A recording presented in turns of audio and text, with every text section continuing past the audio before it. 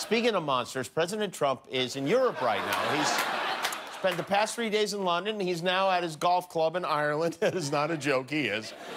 Today, His Majesty joined the Queen to commemorate the 75th anniversary of D-Day, which is tomorrow. Trump, initially agreed to attend because he thought the D stood for Donald, but they explained what it was, and to his credit, he stayed anyway. The president sat between the Queen and his wife, Melania. I have to say, I'm proud of him. He didn't use the word threesome even one time. He spoke for about a minute, but he made the most of that minute reading selections from a prayer that was first delivered by FDR almost 75 years ago to the day. This day have set upon a mighty endeavor, a struggle to preserve our republic, our religion, and our civilization, and to set free a suffering humanity. Go ahead. Am I still on ayahuasca, or did...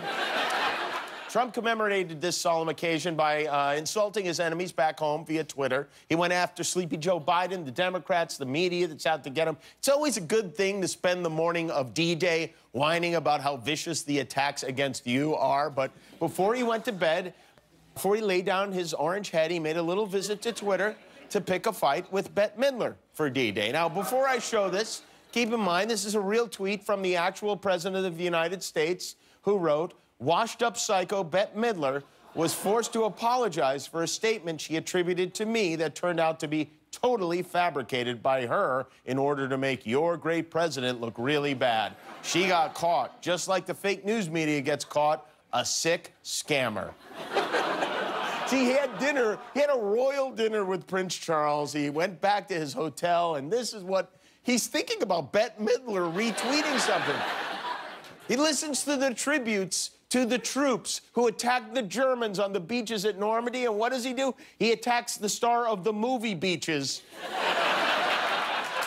Because the only beach Donald Trump would storm is spring break in Daytona. But this, by the way, is not the first time Trump has lashed out at Bette Midler. This has been going on for years. He's criticized her looks, her singing, her appearance on the Oscars. He doesn't like her at all, which made me wonder why, where this animosity came from. And I've been doing some research. I think I figured it out. It all starts with a popular movie from 1993, Hocus Pocus. Now, this movie begins in 1693 during the Salem witch trials, which is interesting because Trump is always complaining about witch hunts. So in the movie, Bette Midler plays Winnie, one of 3 witches who are sisters, the Sanderson sisters. There's Winnie Sanderson, Mary Sanderson, and Sarah Sanderson.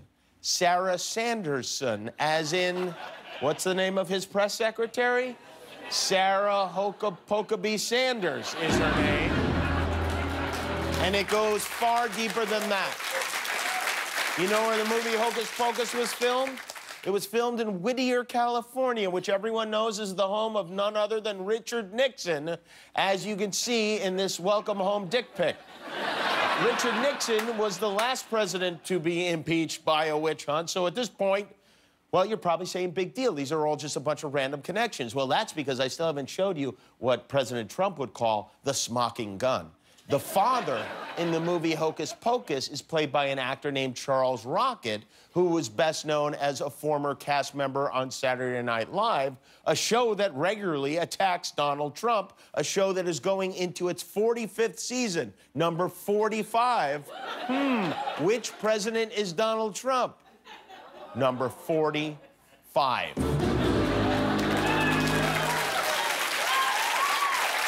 Are you with me on this? Yes. Now, wait, there's about a half hour more.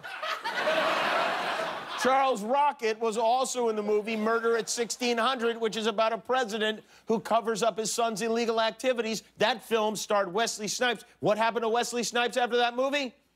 He went to prison because of what? His tax returns. It's a bombshell, right? But hold on, because I still haven't told you the name of the character Charles Rocket plays in Hocus Pocus. His character's name is David Dennison. Does that name ring a bell? Well, it should, because it's the alias Donald Trump used to pay off the porn star Stormy Daniels. David Dennison. Donald Trump got embroiled in a witch hunt for paying off a porn star while using the name of a character in a movie about a witch hunt, and that is why he hates Bette Midler. I think I could be wrong, but...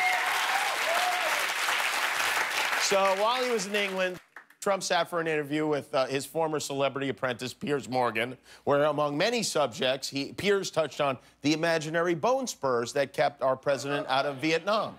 You were not able to serve in Vietnam because of a bone spur condition in your feet. Do you wish you'd been able to serve? Would you like to have served your country? Well, I was never a fan of that war, I'll be honest with you. I thought it was a terrible war. I thought it was very far away. Nobody ever, you know, you're talking about Vietnam, and at that time, nobody ever heard of the country. He was never a fan. It was so far away. Nobody'd heard of the country. Now, if we'd gone to war with Cabo, I would have signed right up. I would have been there. He also broke with there's a long-standing tradition that when you have a conversation with a member of the royal family, you keep it private. Well, he did not do that. He said he was supposed to meet Prince Charles for 15 minutes. They ended up talking for an hour and a half about climate change. The president said Prince Charles is really into climate change, as if they're talking about a band at Coachella or something. But even though they spoke for an hour and a half, Trump was able to boil the prince's position on global warming down to one very obvious sentence. He wants to make sure future generations have climate that is good climate as opposed to a disaster. Right. Prince wants to make sure they have climate that is good climate as opposed to a disaster, and Trump feels differently. It's fair. It's okay to disagree. If Prince Charles is smart, he would have talked exclusively about the impact climate change will have on the fried chicken industry. While we're on the subject of climate change, I think we found the president's next head of the EPA. This is from our local ABC affiliate in Scranton, Pennsylvania, where on occasion they will turn the news over to the viewers who are permitted to share their thoughts. We didn't have tornadoes here until we started putting into traffic circles. Because on the count of, you want to know why? When people go round and round in circles, it causes disturbance in the atmosphere and causes tornadoes. He's right. He's totally... That is what causes. And you know what causes tidal waves? That gosh darn Baby Shark song. I mentioned tomorrow is the 75th anniversary of D-Day, is when Allied troops landed on the beaches of Normandy to defeat the Nazis. The president will be in Normandy tomorrow to help commemorate this occasion, and it's important that the next generation remember the events of that fateful day. And so, to honor our president then, Franklin Delano Roosevelt, and our president now, we asked the kids from Philip Michael Thomas Middle School nearby in Burbank to stage a lesson for audience of all ages. And with that said, I am proud to present this tribute with a capital T to D-Day, then and now.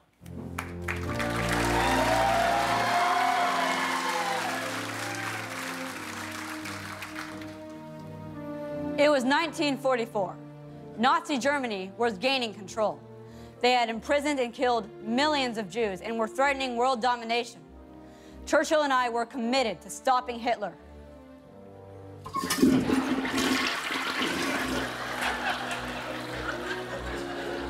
It was 2019. Bette Midler tweeted something mean about me. We had sent 155,000 brave U.S., Canadian, and British troops to Normandy. They had landed under heavy fire. I sent these two tiny thumbs onto Twitter to call Bette Midler a washed-up psycho. It was a great victory for the Allied forces. It was a great victory for me. Donald, Jennifer, Trump.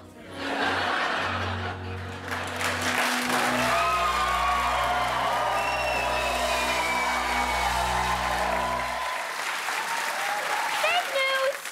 All right. And thank you, children, and let that be a lesson to all. Best president ever! Best president ever! And there they go. Wow, look at that. FDR was able to walk. Hi, I'm Jimmy Kimmel. An evil wizard has trapped me inside this YouTube video. Click subscribe to help me escape.